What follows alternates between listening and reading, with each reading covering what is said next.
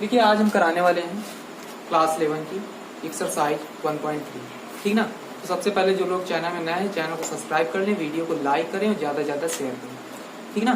तो देखिए एक्सरसाइज 1.3 में पहला क्वेश्चन जो है तो उसमें पहले क्वेश्चन में कह रहा है कि सबसेट या नॉट सबसेट रिक्त स्थानों में भरना है, ठीक ना। तो सबसेट या नॉट सबसेट रिक्त स्थानों में आपको भरना है, ठीक ना। तो देखिए उप समुच्चय की परिभाषा आपको क्या बताई थी कि ए और बी अगर दो समुच्चय हैं, ठीक ना, इस प्रकार हैं कि यदि ए का प्रत्येक अवयव बी में है, ठीक ना, तो ए को बी का क्या कहते हैं, उप समुच्चय कहते हैं, ठीक ना। ज्यादा डिटेल में जानना तो आप इंट्रोडक्शन वाली वीडियो देख लो दोनों, ठीक ना, 2 इंट्रोडक्शन की वीडियो बनाए, दोनों को देख लो, ठीक। तो देखिए अगर पहले वाले समुच्चय के सारे अवयव दूसरे वाले समुच्चय में मिलेंगे तो आप क्या कहेंगे कि ये वाला इसका उप समुच्चय और इसको काहे से रिप्रेजेंट करेंगे, इस चिन्ह से रिप्रेजेंट करेंगे। ये काहे का चिन्ह है, सबसेट का, ठीक ना, और ये नॉट सबसेट का, ठीक। तो देखिए 2 यहाँ पे है, ठीक ना, ये 2 एलिमेंट यहाँ पे 3 भी है और साथ में 4 भी है, यानी इस सेट के सारे एलिमेंट इस सेट में है। तो इसका मतलब आप यहाँ पे क्या भरेंगे, सबसेट का साइन भर देंगे, ठीक। अब देखिए इसमें आ जाइए, देखिए यहाँ पे इसके सारे एलिमेंट इसमें मिलेंगे कि नहीं मिलेंगे। ए देखिए यहाँ पे है, लेकिन ए क्या यहाँ पे है, ए यहाँ पे नहीं है। तो ए यहाँ पे नहीं है तो यानी इसके सारे इसमें नहीं मिल रहा है। जब इसके सारे इसमें नहीं मिल रहे हैं तो फिर यहाँ पे क्या कर देंगे, नॉट सबसेट भर देंगे, ठीक ना। अगर 1-2 मिल जाए तो उससे कोई दिक्कत नहीं, अगर एक भी अवयव ऐसा है जो इसमें नहीं है तो फिर सब नॉट सबसेट भर देंगे, ठीक। अब इसके बाद देखिए एक्स सच दैट एक्स आपकी कक्षा 11 के विद्यार्थी, मान लीजिए आपके स्कूल में कक्षा 11 के जो भी विद्यार्थी है, ये पहले सेट में है। फिर उसके बाद दूसरे में दिया एक्स सच दैट एक्स आपके विद्यालय का एक विद्यार्थी है। ये बताइए कि जो भी 11 का विद्यार्थी वो है तो आपके विद्यालय का ही विद्यार्थी, यानी जितने भी अवयव यहाँ पे हैं, ठीक ना, वो सारे अवयव यहाँ पे आपको मिल जाएंगे। जब आप अपने विद्यालय का विद्यार्थी उठाएंगे तो उसमें 11 का भी होगा, 10 का भी होगा, सारी क्लासों का होगा, ठीक ना। यानी 11 के सारे विद्यार्थी हैं तो विद्यालय के ही विद्यार्थी, यानी इसके सारे अवयव इसमें हैं। तो जब इसके सारे अवयव इसमें हैं तो इसमें कहाँ का साइन भर देंगे, सबसेट का साइन भर देंगे। फिर उसके बाद देखिए एक्स सच दैट एक्स किसी समतल में स्थित एक त्रिभुज पूरक है, और यहाँ पे दिया हुआ एक्स सच दैट एक्स केवल समान समतल में स्थित एक त्रिभुज है। तो इसमें देखो समान और असमान समतल चाहे जहाँ पे हो सारे वृत्त इसमें है पहले वाले समुच्चय में, और इसमें केवल समान समतल वाले हैं। तो जो असमान समतल वाले वृत्त हैं वो यहाँ पे नहीं मिलेंगे। तो जब यहाँ के कुछ अवयव यहाँ पे नहीं मिलते तो फिर काहे का साइन भरते हैं, नॉट सबसेट का साइन भरते हैं। फिर उसके बाद देखिए एक्स सच दैट एक्स किसी समतल में स्थित एक त्रिभुज है, ठीक ना, और यहाँ पे दिया हुआ एक्स सच दैट एक्स किसी समतल में स्थित एक आयत है। तो त्रिभुज कभी आयत में तो बिलोंग कर नहीं सकता, त्रिभुज यहाँ पे कहीं पे होगा ही नहीं, तो यहाँ पे कौन सा साइन भर देंगे, नॉट सबसेट भरेंगे, ठीक। फिर उसके बाद देखिए एक्स सच दैट एक्स किसी समतल में स्थित एक समबाहु त्रिभुज है। तो देखिए यहाँ पे कौन से त्रिभुज है, केवल जो समबाहु है। और यहाँ पे एक्स सच दैट एक्स किसी समतल में एक त्रिभुज है। तो देखिए त्रिभुज में तो समबाहु भी आएगा, ठीक ना, इसमें समबाहु भी होगा, विषमबाहु भी होगा, ठीक ना, समद्विबाहु भी होगा। तो इसमें सारे त्रिभुज होंगे। तो समबाहु यहाँ पे है कि नहीं, यानी इसके सारे अवयव यहाँ पे हैं। तो जब इसके सारे अवयव यहाँ पे हैं तो यहाँ पे कौन सा साइन कर देंगे, सबसेट का साइन कर देंगे, ठीक ना, ठीक से ऐसे करेंगे। फिर उसके बाद देखिए ये क्वेश्चन है एक्स सच दैट एक्स समप्राकृत संख्या है, और यहाँ पे एक्स सच दैट एक्स एक पूर्णांक है, ठीक है। तो पूर्णांक में तो देखिए सम भी आते हैं, विषम भी आते हैं, और यहाँ पे सम है तो सम सारे पूर्णांकों में मिल जाएंगे, ठीक ना। चाहे 2 हो वो भी पूर्णांक है, 4 है वो भी पूर्णांक है, यानी जो सम प्राकृत संख्या वो सारी पूर्णांक होती है, यानी इसके सारे इसमें मिल जाएंगे। तो ये इसलिए क्या हो जाएगा, सबसेट हो जाएगा। तो ये आपका पहला क्वेश्चन हो गया, ठीक ना। तो सभी लोग इसको कर लेंगे। अब इसके बाद देखिए दूसरा क्वेश्चन, दूसरा क्वेश्चन क्या है, दूसरे क्वेश्चन देखें। दूसरे क्वेश्चन में देखें करा कि कथन सत्य है अथवा असत्य। देखिए दूसरे का पहला क्वेश्चन, पहला क्वेश्चन दिया हुआ है कि set A comma B not subset set B C ए।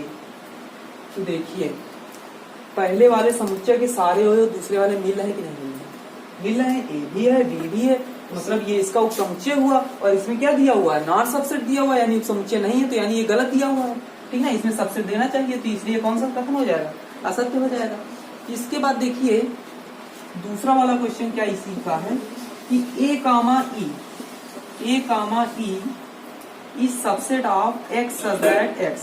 अंग्रेजी वर्णमाला का एक स्वर है, ठीक ना, अंग्रेजी वर्णमाला का स्वर है, वर्णमाला का स्वर। तो देखिए आप देखकर भी बता सकते हैं कि सबसेट है कि नहीं, क्योंकि देखिए स्वर यानी वावेल, वावेल में क्या क्या आते हैं, ए ई आई ओ यू आते हैं, ठीक है ना। तो ए ई आई ओ यू आते हैं और यहाँ पे ए ई है, ठीक है ना। तो इसके सारे अवयव यहाँ पे मिल रहे हैं, तो इसका मतलब आप कह सकते हैं कि ये इसका सबसेट है, ठीक है ना। तो इसलिए यहाँ पे सबसेट है, सही बात है, तो ये क्या हो जाएगा, सत्य हो जाएगा। अब इसके बाद देखिए अगला क्वेश्चन तीसरा क्वेश्चन है कि सेट 1 2 3, सेट 1 2 3, ठीक ना, इस सबसेट ऑफ सेट 1 3 5, ठीक ना, ये दिया हुआ है। तो देखिए क्या पहले के सारे दूसरे मिल रहे हैं, 1 2 मिल रहा है लेकिन 2 नहीं मिल रहा है, तो इसका मतलब ये इसका सबसेट नहीं होना चाहिए। तो जब नहीं होना चाहिए और दिया हुआ है तो इसका मतलब ये कथन क्या हो जाएगा, असत्य हो जाएगा, यानी फॉल्स हो जाएगा। अब इसके बाद देखिए, इसके बाद इसका 4 नंबर देखिए क्या दिया हुआ, सेट ए, ठीक, और ये सेट ए बी सी, ठीक ना, और बताना ये सबसेट दिया हुआ है, तो बताना ये कथन सत्य है कि असत्य है। तो वास्तव में इसके सारे इसमें मिल रहे हैं, ए ही इसमें अवयव ही है और ए इसमें मिल रहा है, इसका मतलब इसका सबसेट हो जाएगा, तो इसलिए कथन क्या हो जाएगा, सत्य हो जाएगा, ठीक। अब इसके बाद देखें पांचवा इसका कथन क्या दिया हुआ है कि set A belongs to A B C. देखिए ये दिमाग लगाने वाला क्वेश्चन। देखिए अवयव आपने पिछले एक्सरसाइज में किया था, जो उसमें हमेशा जब बिलोंग्स टू होता था तो एक तरफ अवयव या एलिमेंट होता था और एक तरफ क्या होता था, समुच्चय होता था। यहाँ पे क्या है, एक तरफ ये भी समुच्चय है और एक तरफ ये भी समुच्चय, तो समुच्चय और समुच्चय के बीच में हमेशा काहे का चिन्ह लगेगा, सबसेट का लगेगा, ठीक है ना। और अवयव और समुच्चय के बीच में क्या काहे का लगेगा, बिलोंग्स टू। ये बिलोंग्स टू सही हो जाता, कब हो जाता, जब ये ऐसे दिया हुआ था, इस सेट के अंदर दिया होता, तब ये सही हो जाता है, लेकिन ऐसे सही नहीं होगा, ठीक ना। तो इसका मतलब यहाँ पे सबसेट का सही था, लेकिन बिलोंग्स टू का चिन्ह क्या हो जाएगा, गलत हो जाएगा, ठीक ना। तो इसलिए कथन क्या हो जाएगा, असत्य हो जाएगा, ठीक। तो ये बहुत इंपॉर्टेंट क्वेश्चन है। इसके बाद देखिए छठवां क्वेश्चन इसका क्या है, छठवां क्वेश्चन इसका देखिए, छठवां क्वेश्चन है इसका कि x such that x संख्या 6 से कम प्राकृत संख्या 6 से कम प्राकृत संख्या है, ठीक ना, और सबसेट दिया हुआ है x such that x एक प्राकृत संख्या है, ठीक ना, एक प्राकृत संख्या जो 36 को विभाजित करती है, जो 36 को विभाजित करती है, ठीक ना। तो देखिए यह सदैट एक संख्या 6 से कम एक प्राकृत संख्या है, ठीक है। तो 6 से कम एक प्राकृत संख्या है, तो 6 से कम प्राकृत संख्या लिखें आप, तो क्या लिख सकते हैं, 1 2 3 4 5 लिख सकते हैं। सबसेट यह सदैट एक संख्या है जो 36 को विभाजित करती है, तो 36 को विभाजित करने वाली सभी प्राकृतिक संख्याएं आप लिखें, तो पहले तो 1 ही लिख देंगे, ठीक ना, फिर 2 भी 36 को डिवाइड करेगी, 3 भी करेगी, 4 भी करेगी, 5 नहीं करेगी, ठीक ना, 6 करेगी, 7 8 9 10 11 12, ठीक ना, फिर 18, फिर उसके बाद स्वयं 36। तो देखिए क्या इसके सारे एलिमेंट इसमें मिल रहे हैं, एक एलिमेंट 5 इसमें नहीं मिल रहा है, ठीक ना। तो जब नहीं मिल रहा तो ये क्या होना चाहिए, नॉट सबसेट होना चाहिए, इसलिए कथन क्या हो जाएगा, असत्य हो जाएगा, ठीक ना। एक सम प्राकृत, अच्छा यहाँ पे x 6 से कम प्राकृत संख्या नहीं है, ये कम सम प्राकृत संख्या है, ठीक ना।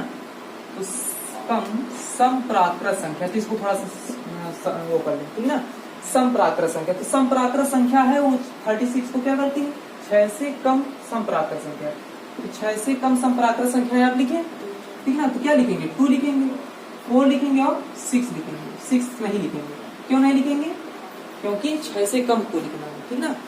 तो 2 4 हो जाएगा, तो 2 4 इसमें मिल रहा है, तो इसका मतलब कथन क्या हो जाएगा, सही हो जाएगा, ठीक ना। तो ये हो गया आपका दूसरा क्वेश्चन।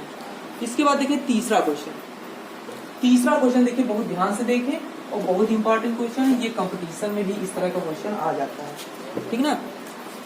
तो देखिए दिया क्या हुआ है क्वेश्चन नंबर 3, सभी लोग अपनी अपनी किताबों में देखेंगे कि a इक्वल टू 1 2 3 4 5, ठीक ना। निम्नलिखित में से कौन सा कथन सही नहीं है और क्यों? तो पहला क्वेश्चन है सेट 3 4 a, ठीक ना, सबसेट दिया हुआ है, ठीक। दूसरा है सेट 3 4 बिलोंग्स टू ए। तीसरा है सेट 3 4 सबसेट ऑफ ए। चौथा क्या है 1 बिलोंग्स टू ए। पांचवा क्या है 1 सबसेट ऑफ ए। छठवां क्या है, छठवां है 1 2 5 सबसेट ऑफ ए, ठीक ना। सातवां 1 2 5 बिलोंग्स टू ए। फिर आठवां 1 2 3 सबसेट ऑफ ए। फिर उसके बाद 9वां क्वेश्चन 5 बिलोंग्स टू ए। 10वां क्वेश्चन 5 सबसेट ऑफ ए। और 11वां question set 5 subset of A, ठीक। तो देखिए सबसे पहले ये आपका क्वेश्चन है, ठीक है ना। तो क्वेश्चन है, इसमें देखें सबसे पहली बात समझिए कि यहाँ पे पहले तो क्वेश्चन देखें 1 2 सेट 3 4 है। ये आप बिल्कुल अपने दिमाग से हटा दें कि 3 और 4 इसके एलिमेंट है। पूरा सेट 3 4 इसका एलिमेंट है, ठीक ना। केवल 3 4 इसके एलिमेंट नहीं, ठीक ना। सेट 3 4 इसके टोटल एलिमेंट। अब देखिए समझिए बात। अब देखिए ये आपका है क्या, ये अवयव सेट 3 4, ठीक। ये अवयव है और ये आपका समुच्चय, ठीक ना। और अवयव और समुच्चय के बीच में काहे का चिन्ह लगता है, बिलोंग्स टू का चिन्ह लगता है। तो इसका मतलब ये गलत दिया हुआ है, ठीक ना। यहाँ पे क्या लगना चाहिए था, बिलोंग्स टू का चिन्ह लगना चाहिए, ठीक। अब देखिए यहाँ पे बिल्कुल वही बात सही करके दे दी कि सेट 3 4 इसका क्या है, चूंकि सेट 3 4 इसके अंदर है, इसका मतलब ये इसका एलिमेंट है। तो सेट 3 4 बिलोंग्स टू, ये बात इसकी क्या हो जाएगी, सही हो जाएगी, ठीक ना। अब इसके बाद देखें, अब जब किसी भी अवयव में आप सेट और लगा देते हैं तो बन जाता है सेट। जैसे मान लीजिए यहाँ पे 2 है, 2 में अगर आपने सेट लगा दिया तो क्या बन जाएगा, ये मतलब इसका उपसमुच्चय बन जाएगा, ठीक ना। जैसे यहाँ पे 2 इसका अवयव है और 2 में अगर आपने सेट लगा दिया तो क्या बन जाएगा, इसका उपसमुच्चय बन जाएगा, ठीक। तो वही काम यहाँ पे किया गया था। ये अभी तक क्या था, अवयव था, लेकिन जब उसमें एक सेट और लगा दिया तो क्या बन गया, उपसमुच्चय बन गया। यानी जो है ये वाला कथन क्या हो जाएगा, सत्य हो जाएगा, ठीक ना। तो अब देखिए इसके बाद 1, देखिए 1 इसका एलिमेंट है, ठीक ना, और वो ए में है। देखिए 1 बिलोंग्स टू ए, सही, ठीक ना। ये वाला कथन सत्य हो जाएगा। अब इसके बाद देखिए इसमें 1 सबसेट ए, तो देखिए ये एलिमेंट है और ये क्या है, सेट है। सेट और एलिमेंट के बीच में बिलोंग्स टू का चिन्ह लगेगा, इसलिए कथन गलत हो जाएगा। अब देखिए इसमें 1 2 5, देखिए इसके सारे अवयव ए में मिल रहा है, नहीं मिल रहा है। 1 भी है, 2 भी है और साथ में 5 भी है। तो इसका मतलब ये कथन क्या हो जाएगा, सत्य हो जाएगा। फिर इसके बाद देखिए 1 2 5 बिलोंग्स टू ए, ये तो बात गलत हो जाएगी क्योंकि ये सबसेट हो जाएगा इसका, लेकिन ये अवयव तो है नहीं इसका, ठीक ना। ये वाला कथन क्या हो जाएगा, गलत हो जाएगा। फिर उसके बाद देखिए यहाँ पे थोड़ा समझने वाली बात है कि 1 2 3 सबसेट ऑफ ए। तो देखिए 1 2 तक तो ठीक था, 1 भी इसमें मिल रहा है, 2 भी इसमें मिल रहा है, लेकिन एलिमेंट 3 इसमें कहीं पर भी नहीं मिल रहा है। ये ना सोचिए कि एलिमेंट 3 है, ये पूरा बताया ना अभी, ये पूरा एलिमेंट 3 4 है, ठीक ना। यहाँ पे 3 कहीं पर भी नहीं है, एलिमेंट 3 4 इसमें, ठीक। तो यानी ये कथन क्या हो जाएगा, असत्य हो जाएगा, क्योंकि इसके सारे अवयव इसमें नहीं है, क्योंकि इसमें अवयव 3 है, इसमें अवयव 3 नहीं है, ठीक ना। इसमें अवयव कौन सा, सिर्फ 3 4 है, 3 नहीं है अकेली, ठीक। अब इसके बाद देखिए 5 बिलोंग्स टू ए, तो ये तो बात गलत है, ये कहीं पर 5 नहीं मिल रहा है, लेकिन 5 सबसेट ए सही है। क्यों, क्योंकि बताया था, नोट आपको लिखाया था कि प्रत्येक रिक्त समुच्चय किसी भी समुच्चय का उपसमुच्चय होता है, यानी प्रत्येक समुच्चय का रिक्त समुच्चय उपसमुच्चय होता है, ठीक ना। तो ये वाला सही है, लेकिन ये तो अब रिक्त रहेगा नहीं गया, जब रिक्त समुच्चय को आप सेट में बंद कर देते हो तो एकल समुच्चय बन जाता है, तो इसका सबसेट नहीं है, ठीक ना। इसके अब कहीं फाई तो है नहीं है में, ठीक ना, तो इसलिए ये वाला कथन क्या हो जाएगा, असत्य हो जाएगा। तो देखिए 3 क्वेश्चन हो गए, ठीक ना। अब इसके बाद देखिए क्वेश्चन नंबर 4। क्वेश्चन नंबर 4 में क्या है कि आपको सारे समुच्चयों के उप समुच्चय लिखने हैं, ठीक ना। तो देखिए उप समुच्चयों को लिखना है सारे समुच्चय, ठीक ना। तो क्या क्या है, चौथे पहला क्वेश्चन क्या दिया हुआ है कि सेट के अंदर ए दिया हुआ है, कह रहा है कि इसके उप समुच्चय लिखो, उप समुच्चय लिखो। अच्छा, उप समुच्चयों की संख्या निकालने के लिए आपको एक फार्मूला बताया है कि अगर किसी समुच्चय में n एलिमेंट है तो उसके उप समुच्चय की संख्या कितनी हो जाएगी। तो इसमें देखिए केवल एक एलिमेंट है, तब भी इसके उप समुच्चय की संख्या 2 की पावर 1 से कितनी आएगी, 2 आएगी। देखिए आप कैसे आएगी, देखिए प्रत्येक समुच्चय का उप समुच्चय फाई होता है तो जानते हैं, सबसे पहले तो आपको फाई ही लिख देना, और प्रत्येक समुच्चय स्वयं का भी उप समुच्चय होता है, तो सेट ए, ठीक। अब यही क्या हो जाएंगे इसके उप समुच्चय, ठीक ना। तो यानी सेट ए के उप समुच्चय क्या हो जाएंगे, फाई और सेट ए हो जाएंगे, ठीक। अब इसके बाद देखिए ए कामा बी दिया हुआ है, दूसरा पार्ट ए कामा बी दिया हुआ है, ठीक ना। तो इसके देखिए 2 की पावर 2 से कितने आने चाहिए, तो देखिए कैसे आते हैं। सबसे पहले तो फाई लिखेंगे क्योंकि रिक्त समुच्चय फाई प्रत्येक समुच्चय का उप समुच्चय होता है। अब दोनों को अलग अलग करके लिखो, ठीक ना। एलिमेंट ए लिखो तो इसमें सेट लगा दोगे तो अभी बताया था उप समुच्चय बन जाएगा, ठीक ना। इसका सारे हो इसमें, फिर उसी तरह से एलिमेंट बी लिखेंगे तो इसके भी सारे हो इसमें, ठीक ना, ठीक ना। अब इसके बाद देखिए प्रत्येक समुच्चय स्वयं का उप समुच्चय होता है, तो सेट ए कामा बी इसका क्या हो जाएगा, उप समुच्चय हो जाएगा। तो इसके कितने उप समुच्चय हो गए, 4 हो गए, ठीक। अब इसके बाद देखिए तीसरा पार्ट, देखिए तीसरा पार्ट इसका पूछा जाता है, बहुत पूछा जाता है, 1 2 3, ठीक ना। 1 2 3 देखिए 1 2 3 इसके आपको क्या लिखने हैं, उप समुच्चय, इसके उप समुच्चय लिखने, ठीक। तो इसके उप समुच्चय लिखने हैं तो सबसे पहले आप कौन सा उप समुच्चय लिखेंगे, हर सेट में आपको फाई लिखना है, ठीक। फिर उसके बाद इन तीनों अवयवों को अलग अलग करके सेट के अंदर लिखो, 1 2 3, ठीक। फिर उसके बाद 2-2 के पेयर बना के लिखो, ठीक ना। तो 1 2 लिखेंगे, फिर उसके बाद 2 3 लिखेंगे, फिर उसके बाद 1 3 लिखेंगे, फिर उसके बाद 1 2 3 लिख देंगे। जब पूरे पेयर बन जाए 1 2 2 3 1 3 बन गया, अब क्या लिख देंगे, पूरा लिख देंगे क्योंकि प्रत्येक समुच्चय स्वयं का उप समुच्चय होता है, ठीक ना।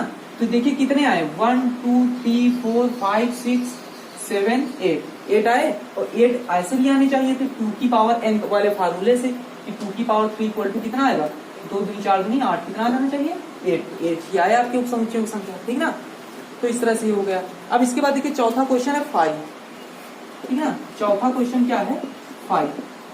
तो 5 में देखो कितने अवयव, एक भी अवयव नहीं, तो इसका उप समुच्चय कितने होने चाहिए, 1। तो इसका उप समुच्चय स्वयं 5 ही हो जाएगा, तो 5 का उप समुच्चय क्या हो जाएगा, 5 हो जाएगा, ठीक ना। अब इसके बाद देखें करा कि पांचवा क्वेश्चन देखें। पांचवा क्वेश्चन क्या दिया हुआ है कि पावर सेट ऑफ ए में कितने अवयव, ठीक ना। यदि ए बराबर कितना है 5, तो पहले तो पावर सेट की परिभाषा जाने। घात समुच्चय इंट्रोडक्शन में बताया था कि घात समुच्चय क्या होता है, किसी समुच्चय के सभी उप समुच्चयों के समुच्चय को क्या कहते हैं, घात समुच्चय। यानी सारे उप समुच्चय लिखो आप और उसके बाद बस उसको क्या करो, मझले कोष्ठक में बंद कर दो, ठीक ना। उसे क्या कहते हैं, घात समुच्चय कहते हैं। तो देखिए पावर सेट ऑफ ए बताना है, ठीक ना। इसमें कितने अवयव होंगे बस ये बताना है। तो देखिए 5 है तो इसमें इसके उप समुच्चय कितने होंगे, 2 की पावर 0 से कितने होंगे, 1 होंगे, ठीक ना। और मतलब 5 का उप समुच्चय क्या होगा, 5 होगा। और इसी को जब सेट में बंद कर देंगे तो यही क्या बन जाएगा, पावर सेट ऑफ ए। पहले उप समुच्चय लिखो, उसके बाद उसको सेट में बंद कर देते, पावर सेट ऑफ ए बन जाएगा, घात समुच्चय बन जाएगा। तो इसमें कितने अवयव आए, केवल एक ही तो अवयव आया, तो इसके कितने अवयव होंगे, 1 अवयव, ठीक ना। तो देखिए अब इसके बाद कौन सा क्वेश्चन कराना है, क्वेश्चन नंबर 6, ठीक ना। तो इसमें करना क्या है आपको कि निम्नलिखित को अंतराल रूप में लिखना है, ठीक ना। तो देखिए रियल नंबर्स को हमेशा आप अंतराल रूप में ही लिखते हैं, ठीक ना। या तो आप गुण विधि में लिखेंगे या तो फिर आप अंतराल रूप में उसको तालिका विधि में नहीं लिख सकते, ठीक ना।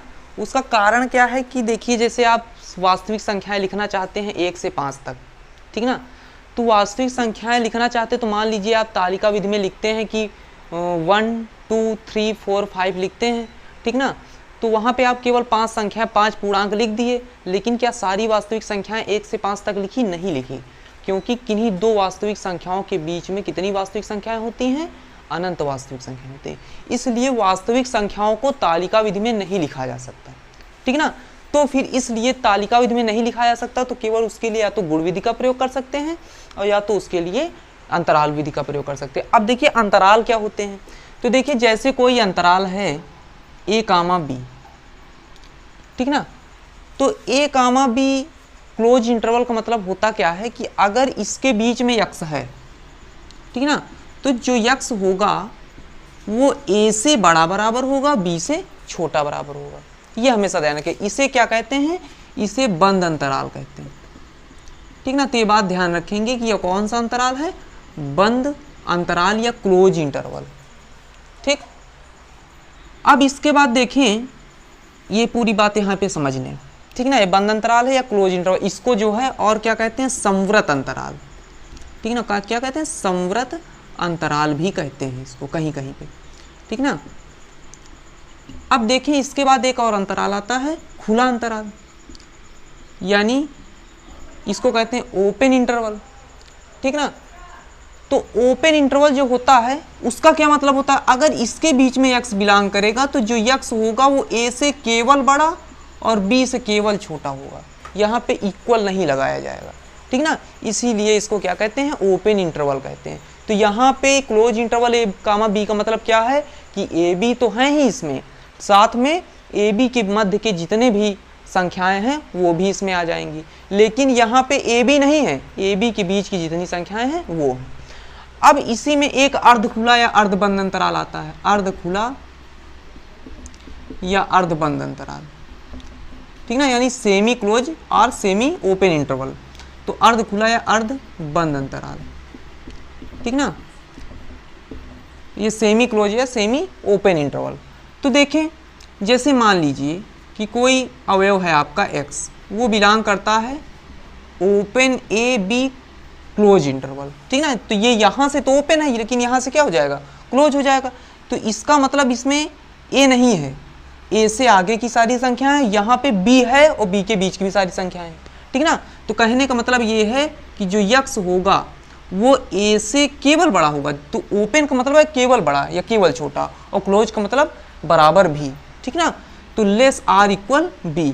इसी तरह से अगर x बिलोंग करता है आपका close a comma open b में, तब फिर क्या होगा कि x less or greater or equal होगा a और लेस देन होगा केवल b।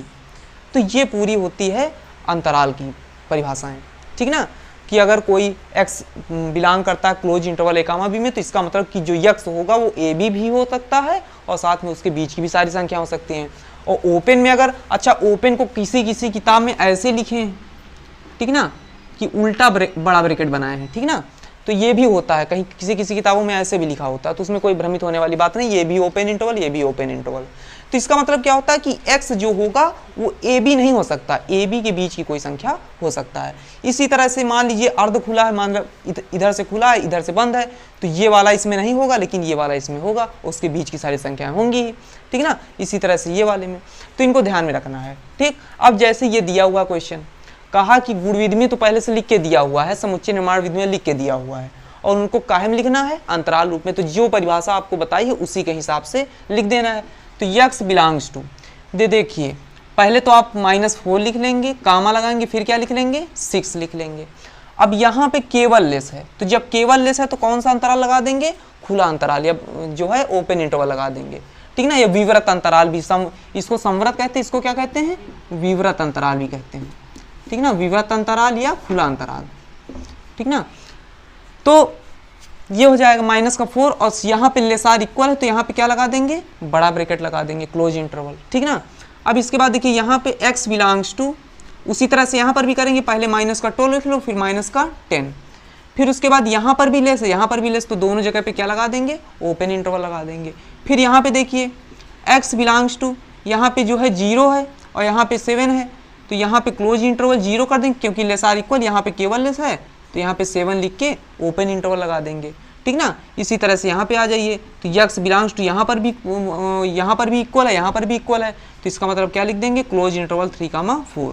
तो यही क्या होता है, अंतराल रूप होता है, ठीक ना। तो बस आपको यही समझना है कि अगर इक्वल लगा हुआ है लेस या ग्रेटर के साथ में तो आपको बड़े ब्रैकेट का प्रयोग करना है, और अगर केवल लेस और ग्रेटर है, इक्वल नहीं है, तो आपको कौन से ब्रैकेट का प्रयोग करना है, छोटे ब्रैकेट का प्रयोग करना है, ठीक ना। तो ये बात ध्यान रखेंगे तो आपको भी इसमें गलती नहीं करेंगे, ठीक। अब इसके बाद देखिए अगले क्वेश्चन में इसका उल्टा दिए हुए हैं कि अब की बार अंतराल रूप में दे दिए हैं और आपको गुण विधि में लिखना है या समुच्चय निर्माण विधि में लिखना है। तो देखते हैं अगला क्वेश्चन, क्वेश्चन नंबर 7। तो क्वेश्चन नंबर 7 क्या है, तो क्वेश्चन नंबर 7 देखें। 7 नंबर क्वेश्चन में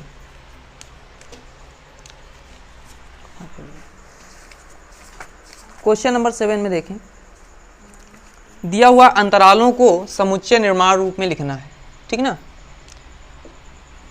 तो देखिए पहला क्वेश्चन क्या है, -3, 0।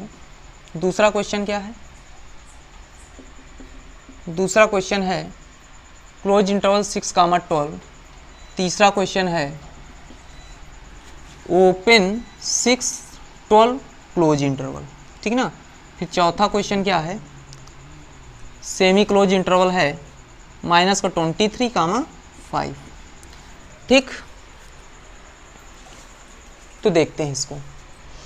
तो देखिए सबसे पहले इसको लिखिए, ठीक ना। पहला क्वेश्चन देखिए क्या दिया हो, -3, 0, ठीक ना। तो अगर x इसमें है तो निश्चित तौर पे आप कैसे लिख सकते हैं कि x सच दैट x, इसको लिख सकते हैं कि x such that x, x देखिए किसके किसके बीच में होगा, -3 पहले लिख दो, 0 बाद में लिख दो, ठीक ना। और इसमें जो खुला अंतराल है तो इसका मतलब क्या है कि अगर खुला अंतराल है तो यहाँ पे इक्वल नहीं लगाएंगे, यहाँ पर भी खुला अंतराल, यहाँ पर भी छोटा ब्रैकेट, यहाँ पर भी छोटा ब्रैकेट, यहाँ पे दोनों जगह पे इक्वल नहीं होगा, जहाँ पे बड़ा ब्रैकेट होगा वहाँ पे इक्वल लगा देंगे, ठीक। इसके बाद दूसरा देखिए, दूसरा क्वेश्चन क्या है कि क्लोज इंटरवल 6, 12, ठीक ना। तो इसमें क्या करेंगे कि x सच दैट x, ठीक ना। तो देखिए 6 यहाँ पे लिखेंगे, फिर यहाँ पे 12 लिखेंगे, लेकिन देखो यहाँ पर भी क्लोज इंटरवल है, यहाँ पर भी क्लोज इंटरवल है, तो इसका मतलब यहाँ पर भी लेस आर इक्वल होगा और यहाँ पर भी लेस आर इक्वल होगा, तो यहाँ पर भी इक्वल लगा दिया और यहाँ पर भी इक्वल लगा दिया। इसके बाद देखिए तीसरा क्वेश्चन, तीसरे क्वेश्चन में क्या है कि क्लोज इंटरवल -23, 5 ओपन इंटरवल, ठीक ना। तो ये क्या हो जाएगा, x सच दैट x ले लीजिए, -23 पहले लिख दीजिए, यहाँ पे क्या लिख दीजिए, 5, ठीक। तो यहाँ पे देखिए बड़ा ब्रैकेट है, तो बड़ा ब्रैकेट है तो क्या कर देंगे, इक्वल लगा देंगे, और यहाँ पे छोटा ब्रैकेट है तो यहाँ पे इक्वल नहीं लगाएंगे, बस ऐसे छोड़ देंगे, ठीक। अगला क्वेश्चन है क्वेश्चन नंबर 4, क्या है माइनस का, सॉरी ये क्वेश्चन नंबर 3 यहाँ पे लगा दिया, ठीक ना। तो इसको लगा लो यहाँ पे, तो 6, 12, तो इसको कैसे लिखेंगे, x सच दैट x। अच्छा एक चीज़ अभी भूल रहे हो, x बिलोंग्स टू r, ठीक ना, x बिलोंग्स टू यहाँ पर भी r और x बिलोंग्स टू r, क्योंकि x कौन सी संख्याएं हैं, वास्तविक संख्या, वास्तविक संख्या तभी तो आप इसमें लिख रहे हो अंतराल रूप में। अगर वास्तविक संख्या ना होती तो आप अंतराल में ना लिखते, अगर पूर्णांक होता तो आप सीधे इनके बीच के पूर्णांक लिख सकते थे कि -3 और 0 के बीच के पूर्णांक यानी इंटीजर क्या होते हैं, -2, -1, 0, ठीक ना, लिख देते, ठीक। और उसके बाद यहाँ पर लिख देते कि 6, 7, 8, 9, 10, 11, 12 अगर पूर्णांक होते तो ऐसे लिख देते, लेकिन यहाँ पे हैं क्या, ये वास्तविक संख्याएं, तो वास्तविक संख्याएं नहीं लिख सकते आप तालिका विधि में, ठीक ना। तो इसलिए इनको जो है आप समुच्चय निर्माण में ही या फिर अंतराल रूप में ही लिख सकते हैं, ठीक। तो देखिए x such that x, x, देखिए 6 पहले लिख दो, फिर क्या लिख दो, 12 लिख दो। अब देखिए 6 है, ठीक ना, तो 6 के साथ ओपन इंटरवल, तो यहाँ पे केवल क्या लगा देंगे, लेस का साइन लगा देंगे, यहाँ पे क्लोज लगा हुआ है तो यहाँ पे क्या लगा देंगे, लेस आर इक्वल लगा देंगे, और x बिलोंग्स टू r, ठीक। तो इस तरह से आपने अंतराल को जो है समुच्चय निर्माण रूप में लिख दिया, ठीक। तो क्वेश्चन आपका कंप्लीट हो गया। अब इसके बाद देखें क्वेश्चन नंबर 8। तो क्वेश्चन नंबर 8 क्या है, तो क्वेश्चन नंबर 8 देखते हैं। तो क्वेश्चन नंबर 8 में देखें क्या है कि निम्नलिखित में से प्रत्येक के लिए आप कौन सा सार्वत्रिक समुच्चय प्रस्तावित करेंगे। तो देखिए पहला उसमें दिया हुआ है समकोण त्रिभुजों का समुच्चय, समकोण त्रिभुजों का समुच्चय, और दूसरा दिया हुआ है कि समद्विबाहु त्रिभुजों का समुच्चय, समद्विबाहु त्रिभुजों का समुच्चय। तो कह रहा है कि इसके लिए सार्वत्रिक समुच्चय बताइए, इन दोनों के लिए।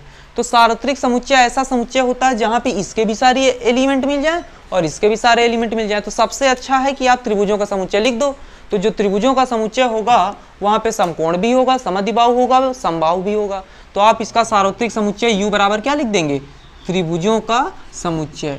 तो त्रिभुजों का समुच्चय इन दोनों के लिए क्या हो जाएगा, सार्वत्रिक समुच्चय हो जाएगा। ठीक, अब इसके बाद देखते हैं क्वेश्चन नंबर 9।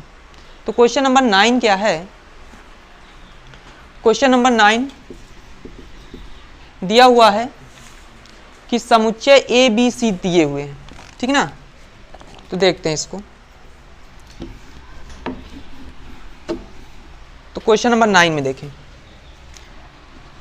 क्या दिया हुआ, समुच्चय ए बी सी। तो ए इक्वल टू दिया हुआ है 1 3 5, बी इक्वल टू दिया हुआ है 2 4 6, सी इक्वल टू दिया हुआ है 0 2 4 6 8। इसके द्वारा ये प्रदत्त हैं। इन तीनों समुच्चयों ए बी सी के लिए निम्नलिखित में से कौन सा सार्वत्रिक समुच्चय है। तो देखो पहला वाला क्या दिया हुआ है, 0 1 2 3 4 5 6। दूसरा वाला क्या दिया हुआ है, 5 दिया हुआ है। तीसरा वाला क्या दिया हुआ है, 0 1 2 3 4 5 6 7 8 9 10, ठीक ना। फिर चौथा क्वेश्चन क्या दिया हुआ है, 1 2 3 4 5 6 7 8। अब देखिए आपको एक ऐसा समुच्चय लेना है जिसमें सारे अवयव ए बी सी के हों, उसी को सार्वत्रिक समुच्चय कहते हैं। सार्वत्रिक समुच्चय की यही तो परिभाषा बताई थी इंट्रोडक्शन में कि ऐसा समुच्चय जो सभी विचाराधीन समुच्चयों का अधिसमुच्चय हो या फिर जिसके सभी विचाराधीन समुच्चय क्या हो, उपसमुच्चय हो, ठीक ना। यानी इनके सभी के अवयव यहाँ पे अगर किसी समुच्चय में है तो क्या है, इनका सार्वत्रिक समुच्चय। तो देखिए 1 3 5 2 4 6 0 2 4 8 यहाँ पे कहाँ पे है। तो देखिए यहाँ पे देखिए 6 तक है लेकिन 8 नहीं है, तो ये वाला नहीं हो सकता। 5 किसी का हो नहीं सकता सार्वत्रिक समुच्चय, ठीक ना। यहाँ पे देखें 0 2 4 6 8 1 3 5 2 4 6 सारे अवयव यहाँ पे हैं। तो इसका मतलब ये जो तीसरा वाला ऑप्शन है ये आपका क्या हो जाएगा, सही हो जाएगा, ठीक ना। यहाँ पे जो है 0 नहीं है इसलिए ये वाला क्या हो जाएगा, गलत हो, क्योंकि यहाँ पे एक समुच्चय ऐसा है जिसमें 0 है, ठीक ना। तो आगे देखते हैं। तो देखिए अब ये प्रश्नावली आपकी खत्म हो गई है, ठीक ना। तो इस प्रश्नावली को सभी लोग अपनी फेयर में सॉल्व कर लेंगे, ठीक।